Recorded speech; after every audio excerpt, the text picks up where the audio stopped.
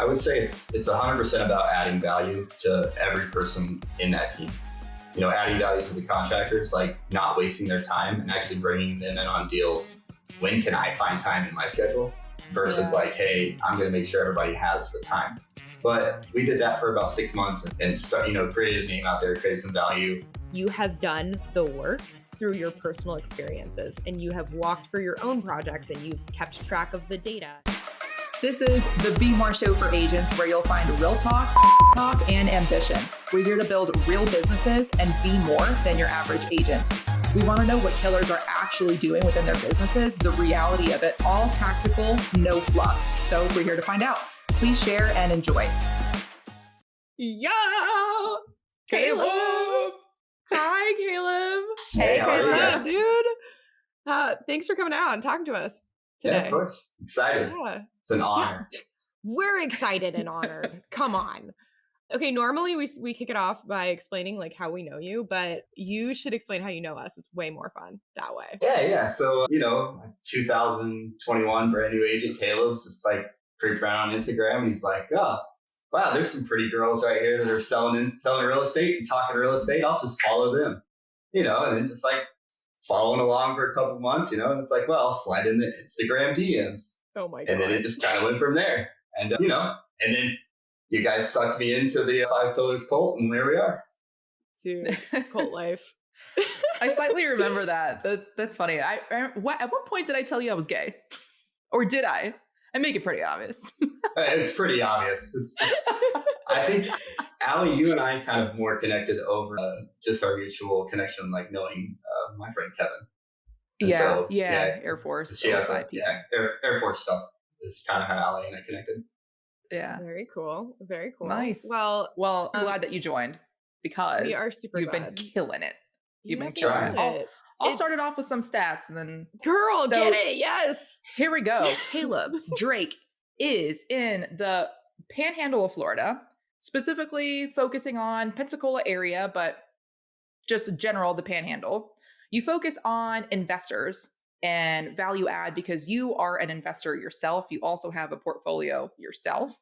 You've been an agent since March 2021, so over 2 years. And your total volume since you've been an agent. And just last year, you did 45 transactions, which is insane. And since then, you've also become a team leader. So Shelby with the team lead stats. Oh, yeah. So Caleb, holding it down in Florida, has 10 people within his team. And yeah, last year when he did those 45 transactions, it was 11.5 million in volume. He also acquired 5 more rentals for a total of 10 in his portfolio and flipped a property, netting him an extra $37,000. All while active duty. Yeah, dude. Yeah, dude. That's insane.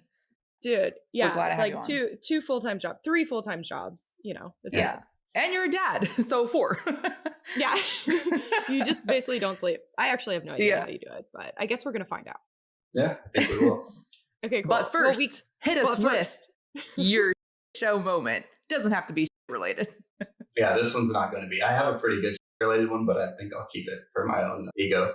But so my first house that I ever actually sold, I was deployed to Afghanistan.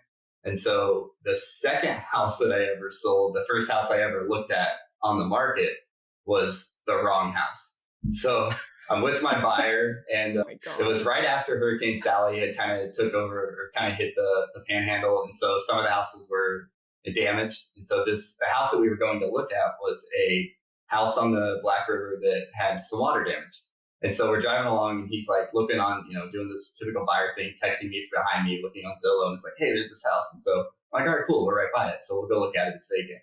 So we get there and I'm trying to figure out how to use the Supra. And I'm texting someone like, hey, how do I use this thing? And she's like talking me through it. And literally you just push up on the button. But it was confusing, for a man of my caliber. And so I get into this house and we're like looking and we're like, the kitchen doesn't look anything like that other. It's like a lot more dated. And then we go in and we're like, this is a 3-bedroom, not a 4-bedroom. And then I look and I'm like, oh, we're 4 blocks away from the right house. Dude. Oh, and my God. Obviously the Supra records everything, records who's in it. So I just I'm like, all right, man, let's hop on out of here. So we leave because he wasn't interested in the house. And so we leave, and I'm like texting the agent on the way to the next house. I'm like, oh my God, I'm so sorry. And she's like, oh, it's fine. And she was like, just bring me a deal and we'll call it good. Oh my God. Yeah, so not poop related, but definitely started out my real estate career. At least the house was vacant, right? Like there easily could have been like a whole family eating dinner, you know, like what in the shower. In the shower. There could have been Allie and her, her girlfriend at the time. Exactly. Could have been a lot of things going on here. Damn, touche. That's not what I followed you on Instagram for. Well, you survived, luckily. We love your DMs on Instagram, and as long as you don't sound like a bot or aren't sharing your overnight crypto success, hit us up on Instagram. Let's be friends. We're at The Shelby Show and at Allie the Agent. So, okay, take us back to why real estate. How'd you get bit by the bug? Yeah, so I never really knew the bigger pockets thing or got into any of the rich dad, poor dad stuff. Really what it was I just knew that I had an uncle that made money selling real estate, or owning real estate. And he was kind of the rich uncle in the family. The rest of my family is pretty blue collar. And so I kind of knew that at one point I would maybe get into something like this, but I was investing in stocks and kind of, trusting my money that way. And I didn't really know. There's not a lot you can do, control. So I bought my first house right after I got out of flight training, and I got over to Copperfield in Florida. And so I bought my first house, and I immediately got a roommate. I did everything wrong. I didn't have a lease agreement. I didn't know the girl. She was a friend of a friend. That would have been 2016. 2016. Okay, gotcha. So I was house hacking before I knew what house hacking was, before I knew it was this cool term. Yeah, right. It's just like being cheap. It's just like, hey, come live with me so I don't have to pay as much. That's what it is. You've been doing that for centuries. Yeah. And so I did that for about 3 deployments. And when I came back from my 3rd deployment, my roommate had moved her boyfriend and her daughter in. And I got back, and they put all of the stuff from our second dining living room area, they put it into my bedroom. And so I had 2 things of furniture in my room. They didn't know I was coming home that day. And so there was a kid and a boyfriend in my house. And so I was the awkward roommate in my own house that was living with a family. Wow. And so luckily I didn't have an eviction or anything. I was like, hey guys, she's her boyfriend's I'm deploying in 3 months. And I was like, all right, cool. We'll just suck it up. But you guys are definitely paying twice the rent. And so. Definitely. Yeah. Fast forward from that, finally got her out of the house after that. And I started renting that house out as an Airbnb when I was deployed. And this is all in Pensacola still? It's in Navarre, which is about 30 minutes to the east of Pensacola. Okay, gotcha. So cool. It's in between Destin and Pensacola. And so I'm 4 miles from the beach, my house was. And so I rented it out on Airbnb when I would deploy. So I'd be gone, 3.5 months at a time, and I would just rent it out. Depending on the season was kind of what we make. But I managed all that from Afghanistan or wherever I was. And I didn't really know what I was doing there. I just took pictures of myself off the walls and left everything. But I did very well, honestly, because this was 2018. And so there wasn't a ton of volume, great time for Airbnb. Yeah, that's great. I had a very nice house, and I had a nice backyard fire pit, and so people loved it, and they were just happy to have a place. And then the year after that, I used that money to buy another Airbnb with a partner, and then that was kind of when it was late 2019, and then 2020 hit, and we were kind of got freaked out, and so we were all right, we'll just start buying some long-term rentals, and we both had pretty high W-2s. And I wasn't an agent at this point or anything. So I started looking at houses with that agent. We bought that Airbnb, and then started using another agent on that same team just because my agent was out of town. And she's showing me stuff, and I'm telling her numbers and stuff like that. And she's like, hey, why don't you get your license? And I'm like, I'm active in the military. Right. She's like, well, you get your license. And so about 6 months, a year goes by, and then I finally did. And that's kind of when I started my actual real estate realtor journey. But before that, we bought the 2 short term, and then we bought a couple multifamilies and some single families in the Midwest. And then we've kind of moved our portfolio around a little bit. And, but overall, it's probably an average of 10 houses at a time. And hopefully this year it'll go to about 20. The original we in that story is my business partner, Josh. And so he was in England for a good portion of it, and then Africa for a little while, and then now he's actually at Fort Bragg. So did you get your license originally for you to continue your investing journey, or was it because you wanted to build a business and actually help other clients? Or when was that switch? it wasn't really because I wanted to build a business, because I kind of had imposter syndrome at first. Like I didn't even have a signature block, like when I was selling houses, because I didn't feel like a realtor, right? I felt like a military dude that was just helping people out. But I got it to like, get commissions off my own deals to help my buddies out. There was a big catalyst that I didn't really talk about, but my first house that I bought, that one that I turned into an Airbnb, it had flooded in Hurricane Sally. And I found out that the agent on the other side, or on my side, knew that the house had flooding issues and she didn't disclose it to me. And so I've told myself that like I would never let that happen to any of my friends or any of my clients. And that was a big catalyst for me to get my license. Like my mentor, Rhonda, the lady that was showing me houses at this point, different agent, right? She was like the one talking me to get my license. And when that happened, I called her and I was like, I'm doing it. Like, I'm not going to let this happen to anybody else. And then, a few months later, I got my license and it's kind of hit the ground from there.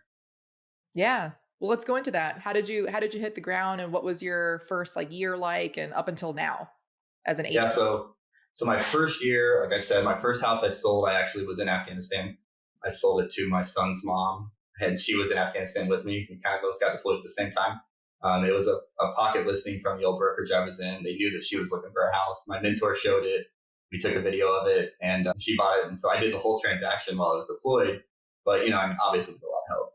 I realized that like the contracts and stuff wasn't really that hard if you just kind of read and you do a little bit of research. And so I thought I could kind of do that. And so I actually pulled a couple more clients while I was gone, kind of worked those with her, just kind of co-working, and then got back and, like I said, showed the wrong house, sold that guy a house. We negotiated. They got negotiated like $45,000 off the asking price on that house. It was like up in the attic, proving to the listing agent that it had aluminum wiring, and that was a fun one. But I learned a ton on that negotiation, and then from there, it just kind of it was just a lot of word of mouth. Like, oh, Caleb's into real estate. I'd always talked about real estate investing with my friends and with people I work with, and they kind of knew what I was doing. But I never really I wasn't handing out business cards. I bought business cards, but I was like, yeah, man, I'll help you.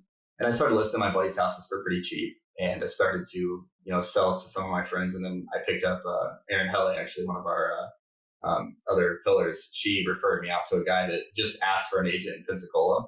And I ended up, that was kind of when I got my investor niche. Was he's a big investor out of Indiana and wanted to start flipping down here. And he's flipped like 2,500 houses in Indiana and wants to do that down here. And so the first year I was with him, I was working with him, I sold him 9 houses, and I sold him 11 houses, and 9 of them were in a seller financing deal that I helped negotiate. And so that was kind of where I knew that there was going to be a niche there for me, right? And so I started to kind of to work that investor angle, and then started to reach out on bigger pockets and be more active in the real estate communities, and go to real estate investor meetups and stuff like that. And that's when I really started to kind of push my business. The first year I didn't really do much of that, but when I joined 5 Pillars on January 1st of it had been 2022, it's when I was like, you know what, now I've got the 5 Pillars name behind me. It's kind of synonymous with investing. It's synonymous on bigger pockets with a lot of people.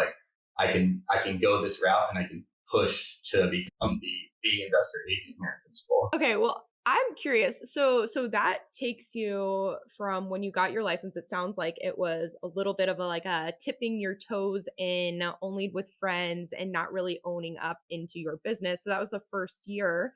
And then what was the start of your second year? Yeah. So the first year, like I said, I did 20 transactions, 3.5 million ish, but it was very just only people I really knew, or a couple of referrals out, or friends of friends, things like that.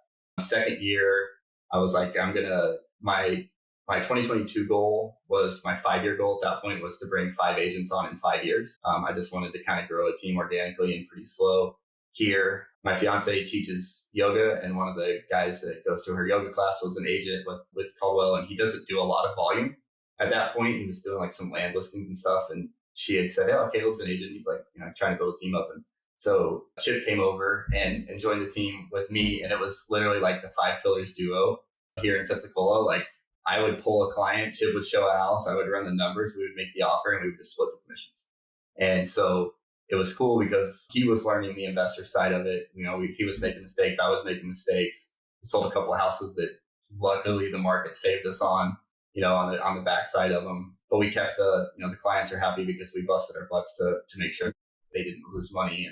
And everything else, we made our clients a lot of money. And so we've got a lot of repeat clients from that. And so Chip and I still, like, we do a lot of stuff together. He's kind of my OG.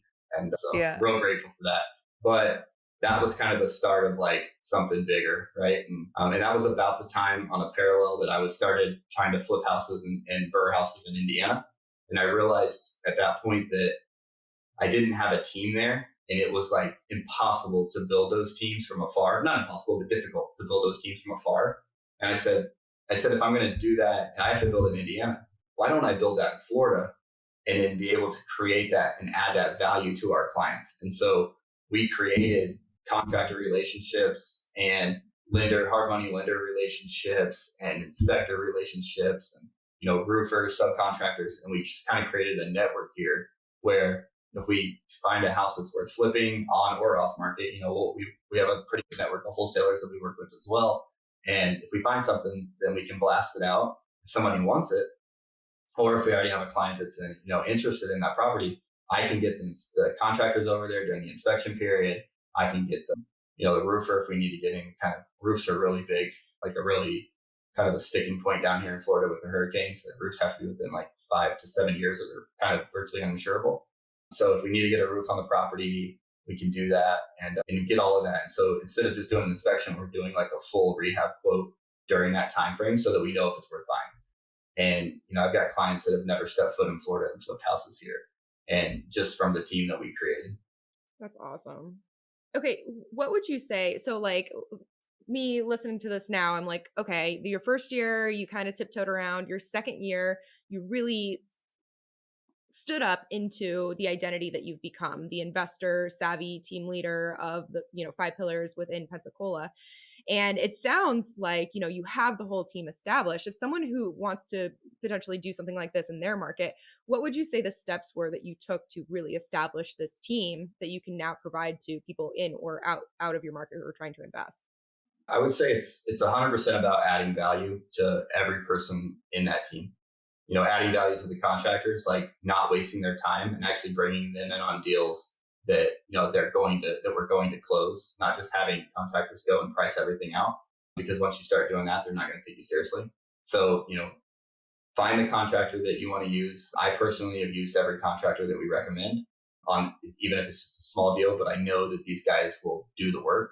And so, I can put my name behind all of those guys because they have done work for me personally. And that would be the first thing. And then I would say just a big, like, networking and getting your name out there and just being that guy that people can trust, being an honest broker of everything. Like, don't tell somebody that they can make money on a deal if they're probably not going to, and then try to stretch it on the back end, like, well, yeah, we ran the numbers kind of bad, so maybe I'll drop my commission, percentage, whatever. Like, no, just be an honest broker up front. Obviously you can't tell them, legally, like, you'll make, $75,000 off this deal, but you can show them the data so that they can look at for themselves, and just be an honest broker with that data. Don't hold anything, in like tight, because, just put everything out there knowledge wise and give your clients and your, the people that you work with as much as you can to add that value. And then they'll, it's like, if you build it, they'll come. And you said you were getting your name out there as much as possible and then adding value. So on that first piece, how would you say that you've gotten your name out there as much as possible? Pensacola has a pretty big investor market as far as like networking and stuff. And so there's lots of meetups. There's a couple of like pay to play meetups, and then there's some smaller ones. And then I saw kind of a void in the larger meetups that aren't pay to play. And so I created a Pints and Properties down here and was able to bring in people that way. At first, I wasn't taking it as serious as like a business, that we weren't on the same schedule every month. We weren't doing like the same day. It was kind of like whenever it was convenient for my schedule. I'm active duty military. I'm, selling 45 houses.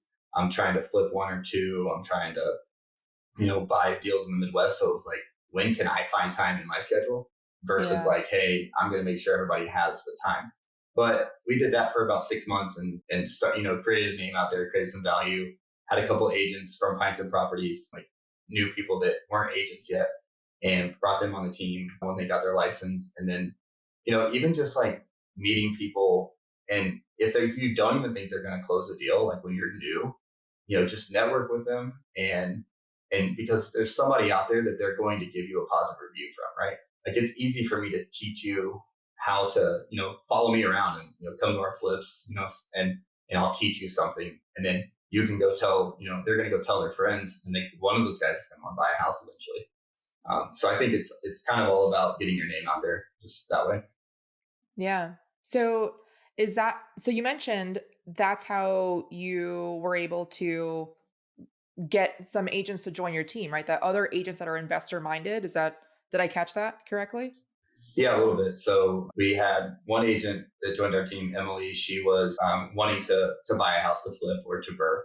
And we kind of started showing them, and the market was it was just really tough to get into. And she mentioned that she wanted to get her license. And so I told her, like, just follow me around, and like, I'll help you. And, her girlfriend Jess out, I was like, I'll help you guys out and, learn something, whatever. And then fast forward, she ended up getting her license and come on. And I mean, she's doing very well. She's learning, she's crushing it. And that was all just from a relationship. It was just like, hey, like you may not end up buying a house here, but like, that doesn't mean that I can't help you in some way. It doesn't mean that I can't be of value. And also you don't just work with investors either. Like I have sent you a lot of referrals that are just regular, like home buyers, military, because, we all speak military. So I love that. So thank you for taking care of them. You're great. You and your team, great referral partners. So for agents that have joined your team, how does it look? What does that look like? So this brand new girl, Emily joined your team and the others that have joined the team. What does that look like getting the whole process of getting knowledge schooled by Caleb on how to be a good agent in the Panhandle? I would say a lot of it comes down to hands-on experience, like what the military calls OJT, on the job training. And a lot of it comes to that is me being active duty military still, like I have a pretty high W-2. And so it wasn't always about the money for me. So there's a lot of times where, like, for instance, Emily wanted to learn how to list houses. And I was like, you know what, let's just split this listing 50-50. Like I pulled the listing, come on, we'll do the work together. You can follow through the transaction. You can follow, Amber, the transaction coordinator, and figure out the whole process. And like that, just giving her, 50% of the commission it's more of me being able to teach her and help her grow than it is, giving her the money essentially, or, splitting the commission with her, because now she's able to go out there and she's able to crush it. She's able to feel more confident going out and doing, showing appointments and those kinds of things or listing appointments to try to pull her own sellers. And that to me, it adds more value in the long run. It's almost like an investment. And so I've done that with like almost all of our new agents, anybody that I bring on. I'm also a certified mentor through EXP. So we'll do some mentorship that way. We do a lot of training. We've got a really good relationship with our title company, Setco, down here. And they'll do training for all of our new guys. They come on, they'll sit them down and do like title classes with them. Because it all goes right back again to the relationships, right? I close every deal I can with those guys, and they know me, and they're kind of like family now to us. And so half of them are coming to our wedding reception that we're having. So it's like, it's all about relationships to me. Yeah, it really is. It's like, it's all about relationships. And I do like that you say that. So like in your vendors, I love that you've used them all personally. I think that that's really powerful when you can actually say, hey, I used them for my own personal deals, because it feels like you have skin in the game and you have those reps. So you actually know you're not testing it on them as a guinea pig. So I know we can't say that to everyone out there who's listening. It's like, oh, go be an investor and learn through that. But I do think that that's really powerful in a lot of ways. Random. To put your money where your mouth is. Yeah. Yeah, exactly. If you can't use them, then like at least don't just find somebody on a Facebook, contractor, and say, oh, this guy's a good contractor. Like go pop in on one of their jobs, spend 2 hours going to a couple and talking to a couple of his clients, or, even her clients. Right. And like, and figuring out if they're going to be a good fit, do a couple walkthroughs with them. What I kind of did was I would go through the walkthroughs with our contractor, and I would have a number in my head. And I would say, okay, this is about $45,000 flip. And he would come back and he'd be like, It's about 47.5. I'm like, yeah, within $2,000. Right? I like playing that game too. Yeah. Yeah, it is a fun game. And, and some guys are like, yes, it's $70,000, flip. I'm like, no, it's not. Like, I can get this one for 42, and we kind of just created it that way. But that was always the game. And I still play that game. And I'm pretty good at it.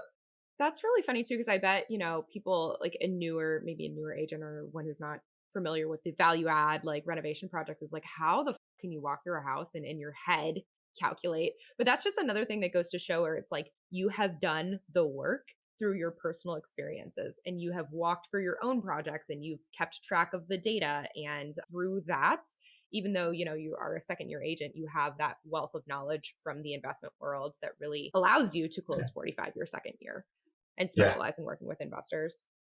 And I think very cool.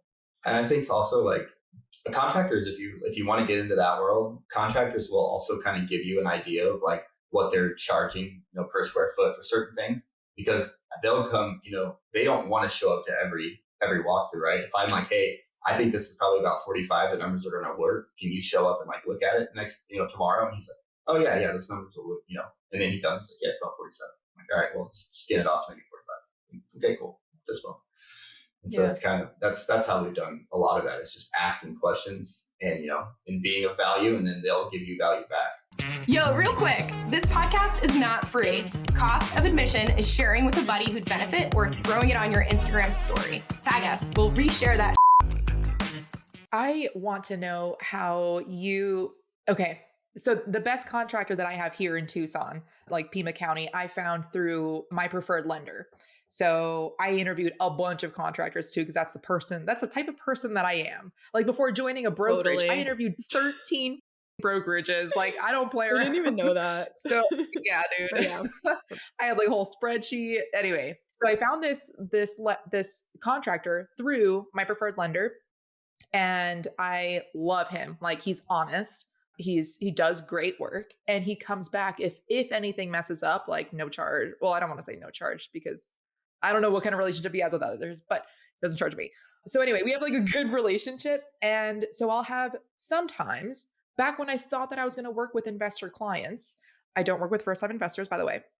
But back when I thought that I was going to, a lot of them wanted a contractor to walk them through the property, which is common. I would want that too.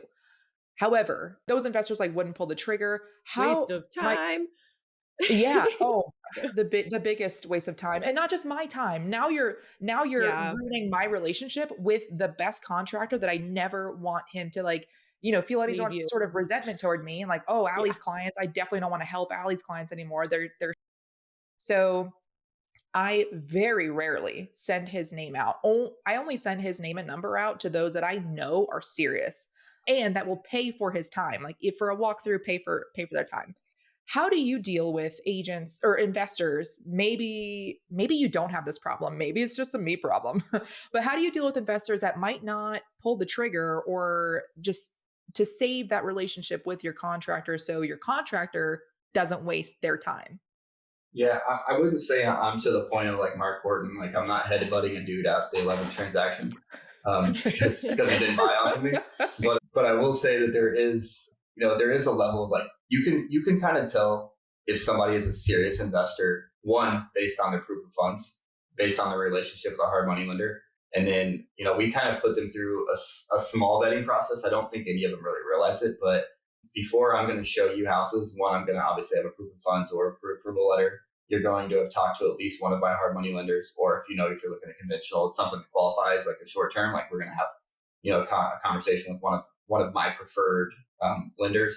Unless you come to me with like, hey, I've done 7 deals with this dude, and I call the lender and he's like, oh yeah, he's closed 7 with me. We've put 10 under contract, 3 of them are really bad inspections. I'm going to go and I'm going to ask those questions. But then also you can kind of tell the seriousness of someone based on how quick they are to pull the trigger on a lot of things. If I send you 3 properties and it takes you 2.5 days to get back with me, then you're probably not as serious. If I ask you for, a proof of funds and it takes you a week, and you're not telling me why, like, oh dude, I'm moving, out of my brokerage account, whatever. Like when I get those kind of words, like, yeah, I got to move it out of my, I've got a SEP IRA, I got to move from this and this and this. I'm like, okay, cool. This guy's done this before. It's the guy that calls and says, hey, I want to flip a house with my VA loan. You're like, yeah, buddy. Cute. Yeah, I wish, right? That's cool. Dude, I feel like this kind of directly feeds into your golden nugget, which people can get at theagentgoldmine.com. It is an investor intake form. Do you want to talk us through that? Yeah, I was getting there. Just not getting there fast enough. I'm like, let's fucking go, Caleb. Shelby's like, we only have an hour. So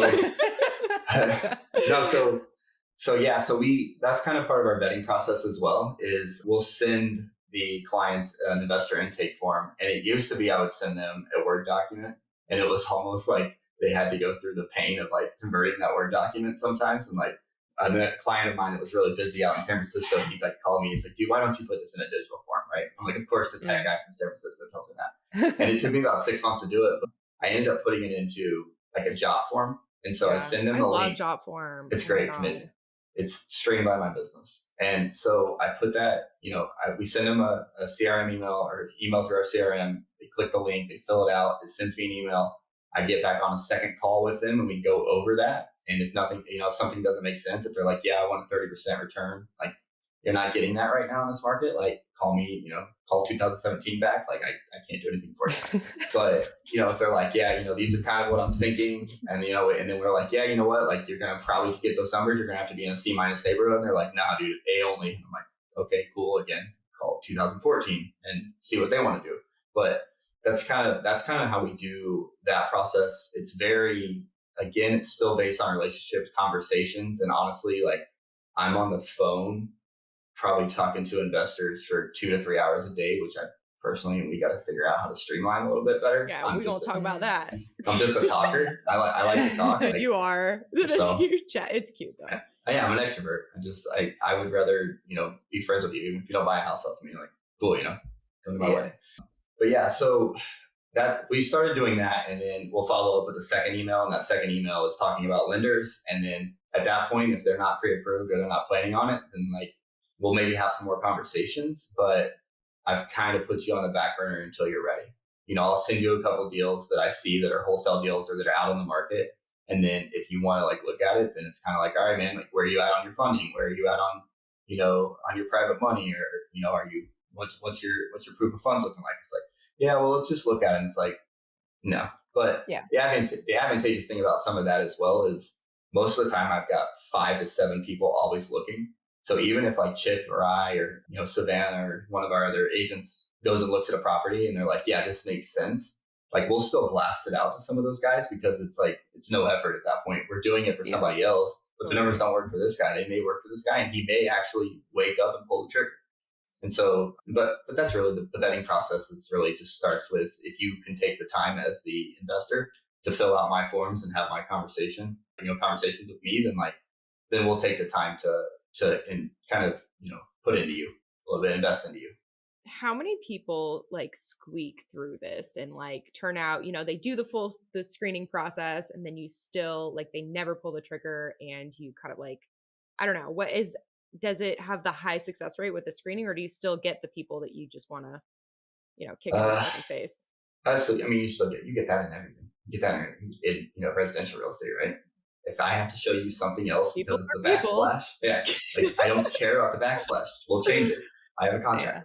But no, I would say early 2021, Caleb, like a lot of people squeaked by. There was a lot of me because I was trying to get my name out there and I was trying to really, or I guess I've been early 2022, Caleb, like trying to build up the investor, reputation. So I was doing a lot more of that. Now, just after like a year and a half of doing it, I can tell who is the serious buyers, And I would say that there's still people that squeak by, right? That we think are going to do something and then they don't.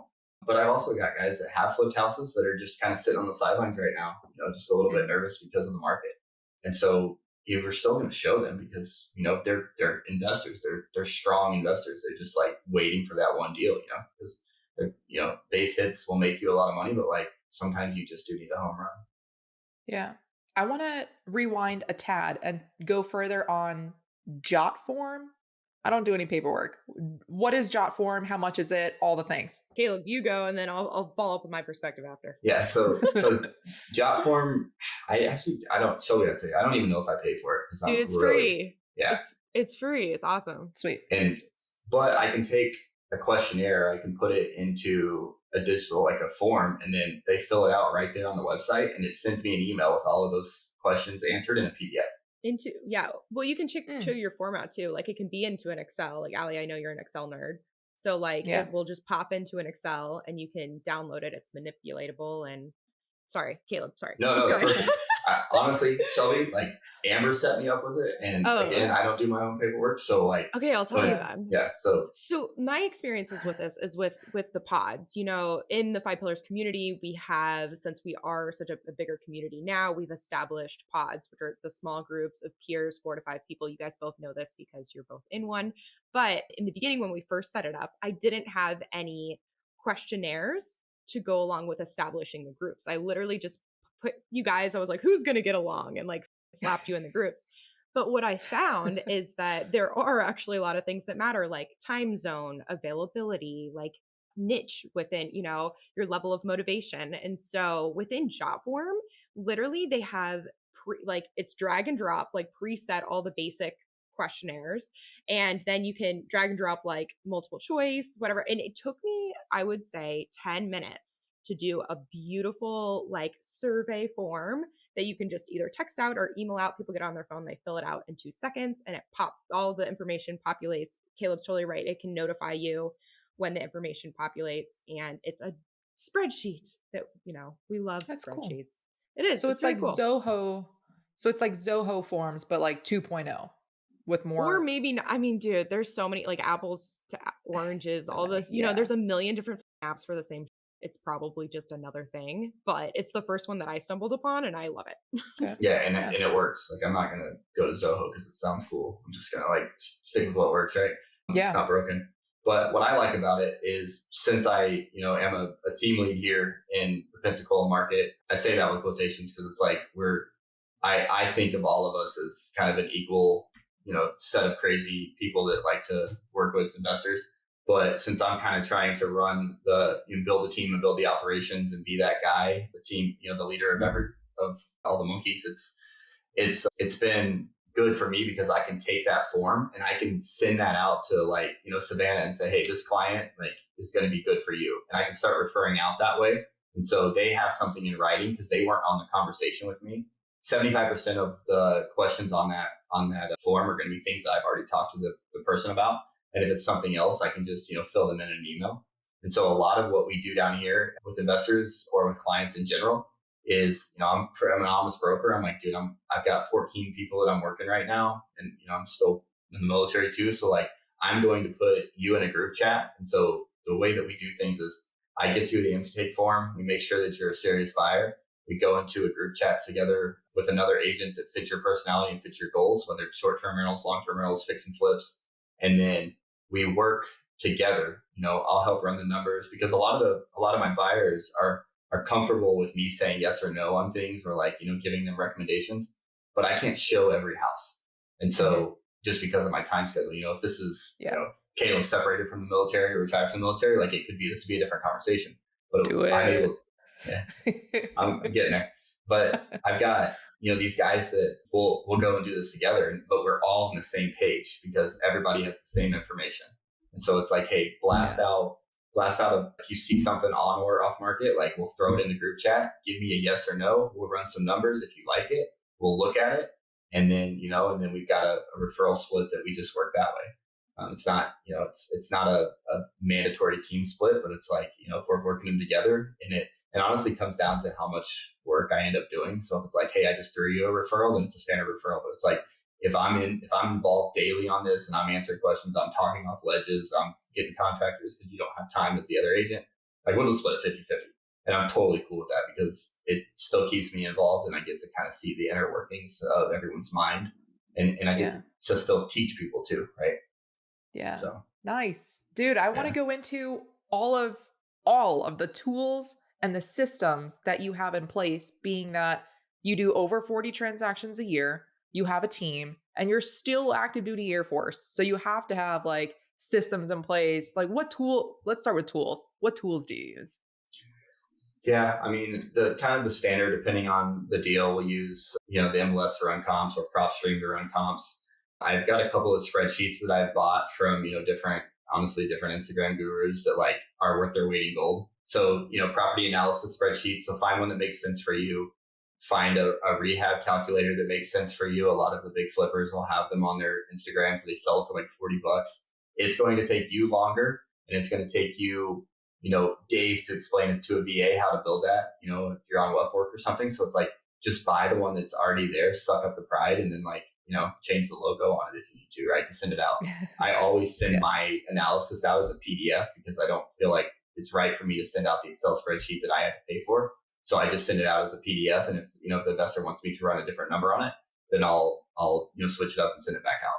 But those are the forms. And then I actually use Aaron's property analysis Excel spreadsheet as well for clients. And then having a good like cost to close calculator for whatever market you're in is really good as well. And so if we use those Excel spreadsheets, and then I use Rentometer a lot. If they're bird deals, I'll use Rentometer, or some people say Rentometer. It's a contentious subject, but definitely I'll use Rentometer to get them, to get them comps. And so, but that's kind of a lot of what we do is being able to just provide the analysis on paper, because like, and then obviously everything that I send out has a disclaimer that says like, this is an estimate. I can't guarantee this. I'm like, don't sue me. Yeah. Especially if you're the one saying like yay or nay. So yeah, definitely. Why do you not use BiggerPockets calculators? Because like I said, I didn't start out with BiggerPockets. It kind of just became a thing of like future for like BiggerPockets was something that I found after I had already bought like 2 or 3 houses. And honestly, I would say that it hasn't necessarily been the catalyst of me being able to succeed. So I never really jumped on the BiggerPockets train as much. And I don't mean that in a negative way. It's just like, it didn't work for me. It wasn't how I started. It wasn't how I grew up.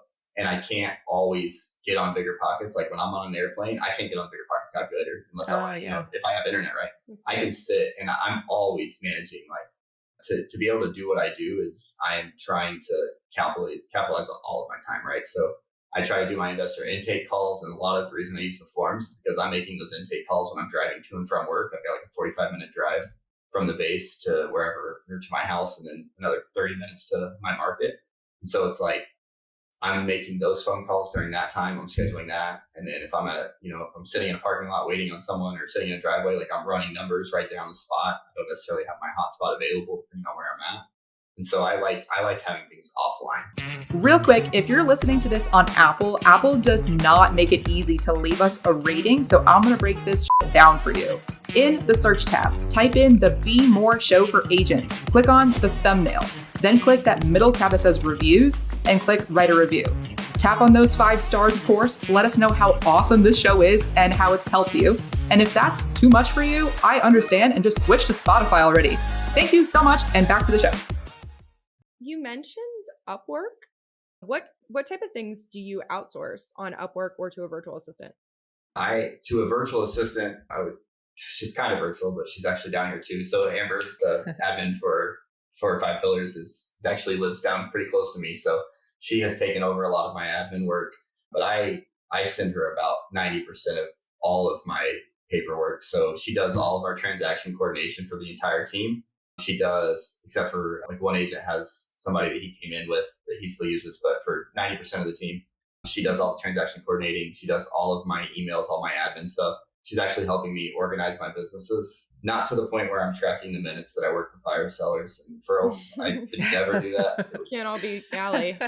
Oh my gosh. You've like broken some of my agents, Allie. They're like, I was listening to Allie's, and so I got to start tracking. I'm like, no, you got to show more houses. Stop tracking. Show more houses. But she does a lot of that. And then on Upwork, I'm actually in the process. That'll be my first time using, but I've been interviewing people for our website down here. So I've got an idea, and Shelby and I have been talking about it a little bit offline, but I've got an idea for a movement down here that I think there's a void, and I think that I can become a one-stop shop for investors, and I need to be able to prove that via a website. So I'm going to do that we're using Upwork to interview those guys, but it's going to have a lot of back-end stuff and a lot of like automated referral stuff on it. It's kind of my goal, my dream. I do love that. Like you have very little time because you're working, 4 full-time jobs essentially. And a lot of it can be chaos working with clients, right? So I do love that you have like kind of accepted that and realized that you needed to hire on virtual assistant, transaction coordinator, all of those pieces of the puzzle. Because I do see a lot of times people were like, well, I want to do it. I need to fix, these pieces of myself, as opposed to like doubling down on their strengths and hiring out their weaknesses. So I just thought that was really cool. And yeah, I Yeah. hope that go ahead. I would say hiring out my business it's the reason I can 2.5x is just because even just hiring out a transaction coordinator probably helped me double last year. And I actually did get 7 to 8 hours of sleep sometimes. So like, yeah, right. Like because of that. Lazy over there. Yeah. A lot of that was, a lot of that was still because I can capitalize on those relationships with our teammates and kind of build that up. But bringing in the transaction coordinator was amazing because like now I don't have, like, once you train them on, and Amber and I still fight like brother and sister on some things, but like after you train them on like how you expect things and how you want to run things and kind of how things go like in your mind, which is scary for me. It's a lot easier because you can just kind of think just like, seamlessly. And it's like, well, just run with it. Right. Like I trust your judgment. You know what you're doing, just run with it. And that's helped us just tremendously with everything from buyers transactions to like getting a house listed. I'm going and we're doing, the initial listing appointment with the seller, but then, Amber's doing most of the back end stuff on that while I'm, whatever, working, flying, whatever I'm doing, showing more properties. So it's like, I get the final, like, yes on the listing. I just go in and I make sure everything looks right. I'm not going to get, sued or get a violation on the MLS. And then we list it. And it's, building those systems, and they're still a work in progress. Don't get me wrong. Like we are nowhere near where we need to be. Dude, they're never done. Yeah. It's like the system's there. It just needs to be streamlined. And so, it's definitely something for outside of this podcast, but I've got to sit down with you guys to talk about. Let's do it. So with all of the overhead and like all the tools that you're using, what does your overhead look like? How much does it cost month to month if you know those numbers? I would say I probably have $250 worth of software, maybe a month. And that's honestly probably a very high number. That's assuming that like I'm paying for markets on like Price Labs. We use Price Labs to analyze any short-term markets that we're working in. And so, those are $10 a market, but I would say probably $200 is more realistic. And that's, again, just a high number, spitballing, right? I mean, honestly, a lot of the software, once you purchase the Excel spreadsheets and stuff, a lot of that stuff is a net zero every month. And I probably have maybe $100 in software that I actually pay for if I'm not, analyzing markets specifically. Yeah. Does that include lead gen too? Lead gen, I really only use Bigger Pockets. I use the Bigger Pockets featured agent stuff, which is really good. It used to be a little bit better before they started their like investor agent, like, find your agent campaign. That you get a lot more, you get a lot more door kickers now. But it used to be like, I think I closed like probably 40 to probably at one point like 40% of the leads that we brought in on that, and they're $50 a lead. And so like I don't have alley numbers for that, but like the ROI is pretty high on it, right? Yeah. I probably spend, and the nice thing about it too is you can pause those leads. So if I get too busy, I can just say like, hey, give me a month to get caught up. And so then they just kind of take your name off of there. But the big thing with that is like having, again, that credibility in your portfolio and your profile to show what the value that you can add. And that's how you get those leads. But yeah, they're like $50 a piece for my market. So I probably spend $5 to $7 grand a year on that, but that's one transaction, 2 transactions in this market. You're running a pretty lean business then. Like that's awesome that you're able to capture so many leads, and that's why you've been able to grow a team, because you have that many leads. I want to go into the numbers of your team structure. What does it look like if a new agent or an experienced agent wanted to switch over and work with you, being that you're more investor focused in the Panhandle of Florida? Yeah. So this actually, I don't think is really anything that I haven't told you guys any of this stuff, but we're kind of going to rebrand and regroup down here in the Pensacola market with my teammate, Chris. And Chris is going to start handling and managing a lot of the residential side. And I'm going to take the investor agents to one, and we're going to have like almost 2 parallel things going on at once, kind of divisions. That's how we're looking at it with both of us just building up that network. But if you want to become an agent with us, we have no team split. Again, like we always stress that with 5 pillars, there's not a team split. If you pull the lead, that's your lead. I don't want your money. Like, I don't. I can provide you value without taking your money. But if you want to work a deal, like if I pull an investor and I get them, in the bullpen and I kick them over to you, that's just a 30% referral. If I'm splitting it with you, and honestly, I take 20% of that and I put 10% back into the business. And I put that back into the business in the form of like marketing, whatever it ends up being. Right now, we're just kind of building up our war chest so that once we figure out what we want to do and how we want to get that niche. And we just took some team photos. I paid for all the guys on the team to get new headshots so that we all matched. Dude, they look hot. Yeah, I saw a little bit of that on Instagram and I was like, Pensacola coming in there, like looking good. The girls on the team were pretty adamant that we were all in black. So, fun fact, if you look, Chip's not actually wearing shoes in any of them. So that's why he's hiding behind the couch the whole time. That's so funny. Put him on blast. But I want to put some photos in the show notes. Zoomed in on the feet. I told the guys that we want to do some billboards this year, and that mainly it's just because I just want all of us on a billboard. I just think it'll be fun. Yeah. And so we're working that, and then this year we're hoping to really capitalize on the military market here and the investor market. Those are kind of the two things that we want to do. And a lot of that, those networks actually they cross a little bit, right? There's a lot of military investors and there's a big investor network down here. And so just being able to provide value and be able to speak the language of both of those has really, created the credibility within our team. Dang, this makes me wish I was in Pensacola, because I feel like your culture that you're growing there fast is such a cool vibe. Like any agent that joins your group, I reach out to, Shelby reaches out, Ruben reaches out, everyone reaches out because we're all there to help them. And the more I'm getting on Zoom calls with people out in Pensacola, I'm like, you guys are fun, Yeah. I don't know. I'm excited to see. Yeah. Maybe it's like the beach, it's like, too. Yeah. The Pints and properties are great. Like Doc's Hop Shop is where we do them, and they're super cool. They give us the place for free. And they're again, the same relationship of adding value to someone, they make a little bit of money and they get some advertising out of it. But literally when I went in there, they were like, yeah, let's do it. You guys sound super cool.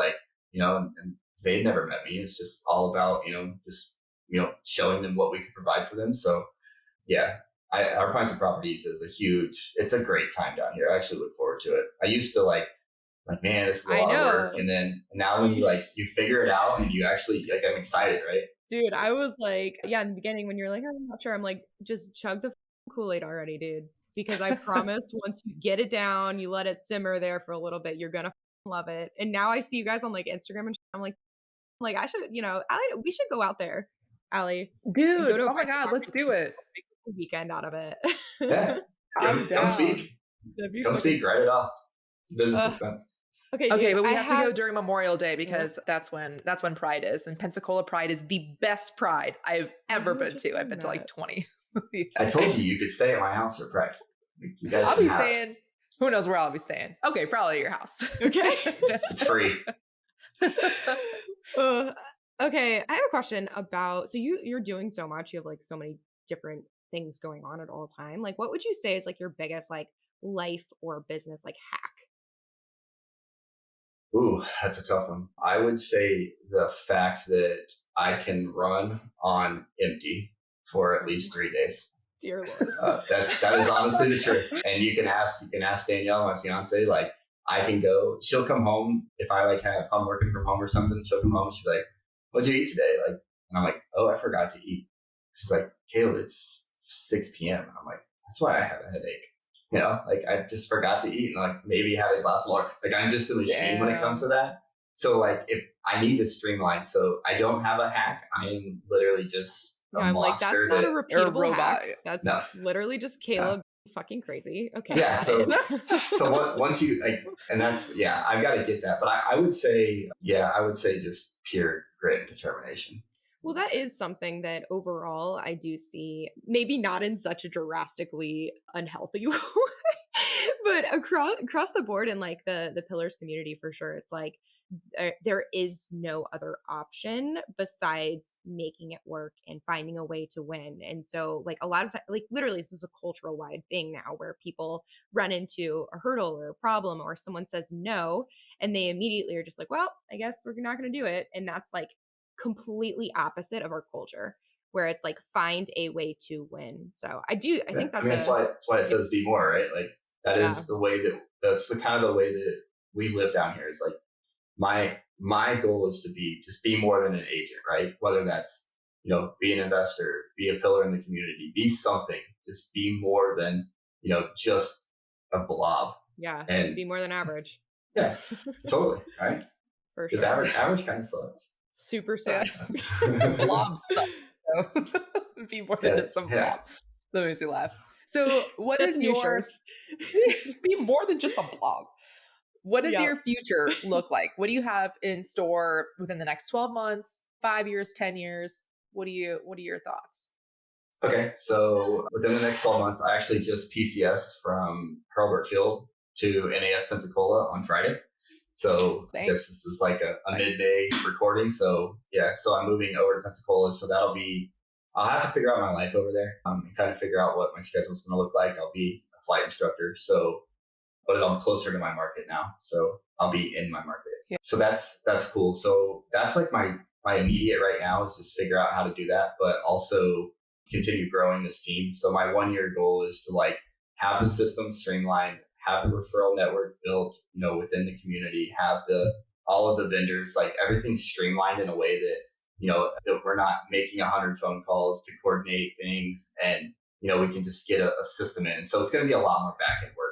You'll probably see, I probably won't do as much volume this year because I'm taking a step back and I'm doing a lot more, giving my teammates a lot more. I had a family emergency in February and I gave my team 19 leads. I was like, take them. And we closed in just the month of February. Yeah. Just a month. I was like, wow, I don't want anything. Let me figure my life out. Let me figure my family out. And I gave 19 leads out. We closed 11. And I think we still have maybe four pending. I'd have to look at my transaction stuff, but I have I'm looking at it right now. I have 13 open transactions right now. I think 9 of them are referrals out for our team. And then 1 for a referral that's an EXP agent buddy of mine in Alabama. And so I would pull him over, but EXP won't let him. So that is kind of the back end side for my 1 year. My 5 year is I will be retired from the military in 5.5 years, but I'll be on skill bridge if it's still a thing at 5. And that's where we're going to sit back down and you're going to just see an insane growth in us and in all 3 businesses that I own. It's just it's going to explode. So cool that there's like no like end in sight. It's like even, 5 years from now, it's like, that's just the beginning. Watch the world. Yeah. He's still not sleeping for 3 days, but it's fine. I mean, you hear a lot of gurus and a lot of people say like, I invest for my time. Like that's not me. I invest because I want a lifestyle. I own a house on the water. I want a big boat. I want, this and that. And I want to have nice things. I like the work. Yeah. I don't think I can run at this pace forever. Like, I may go from buying houses and flipping houses to like investing in syndications, but like, I'm still going to be doing something because like the second that I don't, I'll be dead. And so it's like, I would rather keep working because I'll drive Danielle insane. Like if I'm not working, she's like, what are you doing? You got to do something. Please work. and I've lived I've been in special operations for 8 years now. So it's like, that's my constant life of just chaos. And so like when I stopped deploying was when I got my license because like things started kind of more chaos. Yeah. I needed some kind of chaos, right?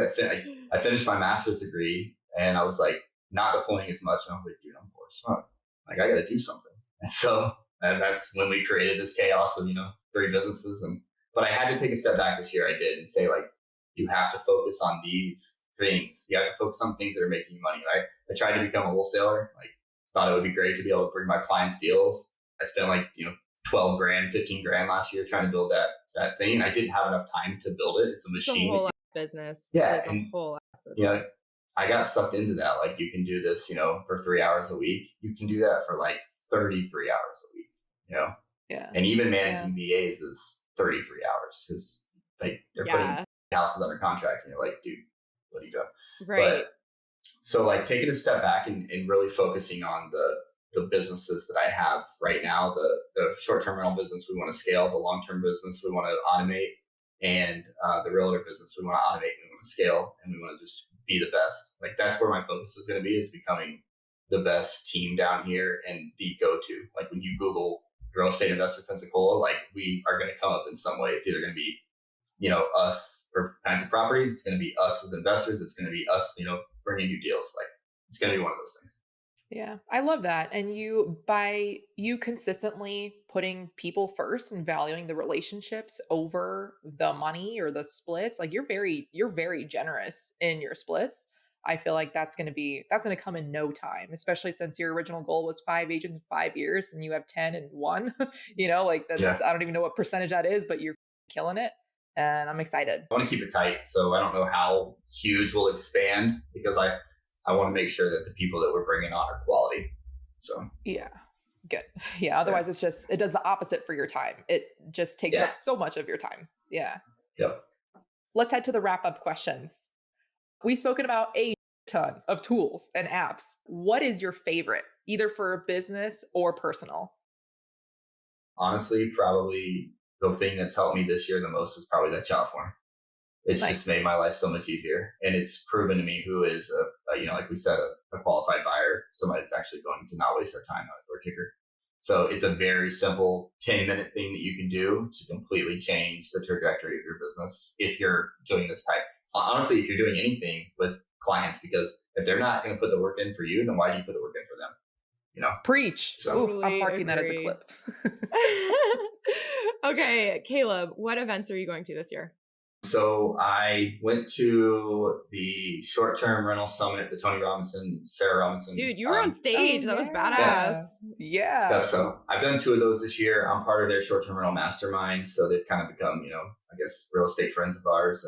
And so I've done those. I'm probably going to go to the Bigger Pockets conference. I wanted to go to the Military Millionaire, but it's the same weekend as the music festival that we're going to. So those are definitely the 3, and then potentially going to come out to North Carolina and hang out with you crazies as well. The Pillars Retreat. So, yeah, if there's room, there's actually not room. So now we have to figure out, because now we have this flood. So it's like either another house, or you guys find a hotel, or maybe you just camp in the yard. But we'll No. I just told you I work too hard for a bougie lifestyle. I am not sleeping in a tent. Oh my God, you could fight half my life. I'm not doing it anymore. Fight Mark for a bed, and then we'll all watch. We'll just watch you guys battle. It'll be great. Mark and I have both embraced the suck for however many years we've been in the military. Like we'll be fine in the same bed. It's like, okay, snuggle time. Yeah, I'm fine with it. I'm putting it right here, Mark. I'm sharing a bed with you. That is adorable. And also, I feel like it'd be really smelly and like sweaty in there. I'm not sure. No, I shower. That would be Mark. I'm. No, exactly. 100% Mark. Yeah. Okay, cool. How can we help you in your business? Help me streamline. I mean, straight there. Just help me automate, help me streamline. We could probably do 60, 70 deals a year if I could just streamline things. And then I can get rid of the bags under my eyes. Streamline what specifically? So we can talk later. Everything. I mean, I need to streamline mostly what I need to streamline is my follow-up and my intake. I need to do a little bit more on both the follow-up. I've had a couple of people this week just tell me like, hey man, like you forgot to do something for me. So I went to another agent, and like, that was like a gut punch. I was like, yo, like that was preventable, right? It wasn't like, my friend had an agent that they recommended and I felt obligated to use them. It was like, you failed at something, so therefore you lost my business. And like immediately I sent a screenshot to Shelby and was like, I got to fix this. And so like, that's what I'm in the process of fixing. So streamlining my back end for follow-ups, and then my CRM for just engagement. I want it to feel organic. That's my thing, is I'm very organic. I don't like automated stuff that like sends you every Tuesday, like, hey, how are you doing? Like, those are so painful. Yeah. For everyone. Like I'm doing the same as I was last week on Tuesday. I'm drowning in work. Leave me alone. Yeah. Okay, gotcha. Where can people find you? Yeah, you can find me on Instagram at Drake_OH. It's like Draco name and call sign of the airplane I used to fly. So, or you can find me at caleb.drake@exprealty.com, or you can find me at Pines and Properties every third Thursday of the month at Doc's Hop Shop in Pensacola. Nice. Yes. Cool. And If you want to hang with us and follow us, we're Allie the Agent on Instagram, TikTok, all the things, and The Shelby Show. So hit us up there. Is there anything else that you would like to share that we haven't covered that you would like to share with the group? No, I would say just to recap, like just add value to everyone that you can. And if you build it, they will come. Love it.